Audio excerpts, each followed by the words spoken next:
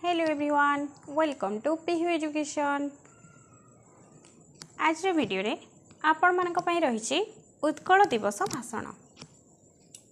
April 1 Utkal दिवस सारा ओडिशा रे पालन हेबो उत्कल दिवस। एही अवसर रे आज वीडियो रे शिक्षक शिक्षयित्री मानक पई रही उत्कल दिवस भाषण बा आपण माने किपरि विद्यालय स्तर रे आपण मानक पिला मानक उद्देश्य रे उत्कल दिवस अवसर रे निजर अभिभाषण रखिबे सही प्रसंग को नहीं आज वीडियो।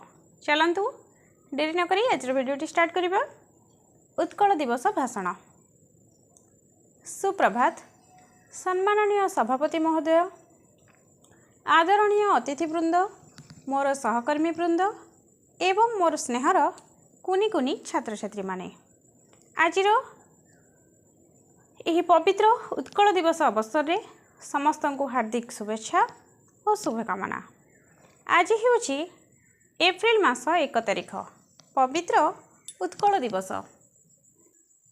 चलित वर्ष आम राज्य पालन करने को जाऊँगी 89तम उत्कल दिवस। यही दिन को नहीं सारा राज्यवासी उत्साहित थिबा बेले गर्वर सह उत्कल दिवस पालन करती बा पालन करने को जाउछंती प्रत्येक ओडिया निजको ओडिया भावे गर्व अनुभव करती। प्रत्येक ओडिया अप्रैल 1 तारिख रे ही ओडिशा पाइथिला निजर स्वतंत्र परिचय। पूर्वर बिहार एक अंश हो रही बेले 1936 मसीहा अप्रैल 1 तारिख रे नूतन प्रदेश भाव में प्रतिष्ठा लाभ करथिला आम ओडिशा। तेबे एही समय रे राज्यर नाम रही उत्कल, तेणु एहाको उत्कल दिवस भाव में पालन करा जाए।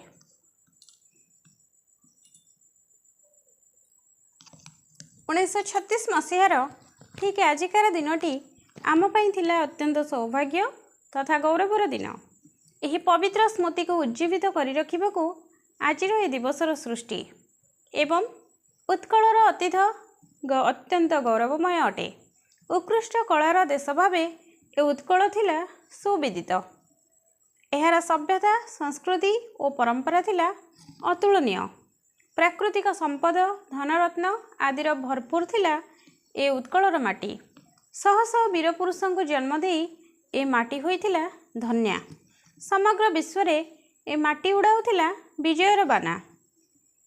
उत्कृष्ट कला नैपुण्यर देश मोर उत्कल खंड विखंडित होई निजर अस्तित्व हराइथिला दिने मोर उत्कल। एवं परे ओडिशा माटीर वीरपुरुष अर्थात सेही महामानवों प्रचेष्टा आम राज्य ओडिशा एक स्वतंत्र और स्वाधीन प्रदेश रूप नहीं, एक स्वतंत्र और स्वाधीन प्रदेश रूप नहीं।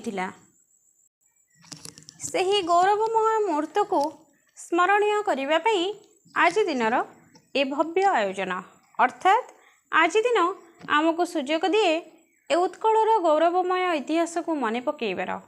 आज ए दिन आमको सुजोग दिए चारु हासमयी उत्कलर गौरवमय कला भास्कर्य और प्राणवंत संस्कृति और परंपरा को उपलब्धि करिबार। अपरूप अनिंद्य सुषमार गंताघर नद नदी गिरिवन गहन कांतार सुशोभिता ए उत्कलर इतिहास जेतिकी गौरवमय सेतिकी प्राणवंत मध्य। ओडिशार भौगोलिक सीमारेखा थिला गंगा ठारू गोदावरी पर्यंत। समग्र भारत भूखंडर एक विभवशाली राज्य भावे परिगणित होइथिला ए उत्कल। ए उत्कलर माटी दिने चंडाशोक को परिवर्तित करिथिला धर्माशोकरे।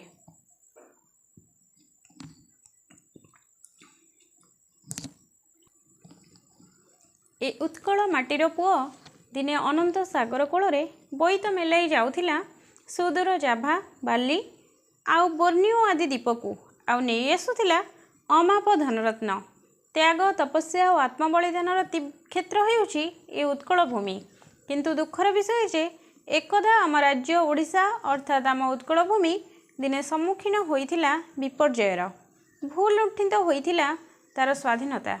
धीरे धीरे तार सामाजिक निरापत्ता भाषा और संस्कृति सबकिछि विपन्न हो पड़े।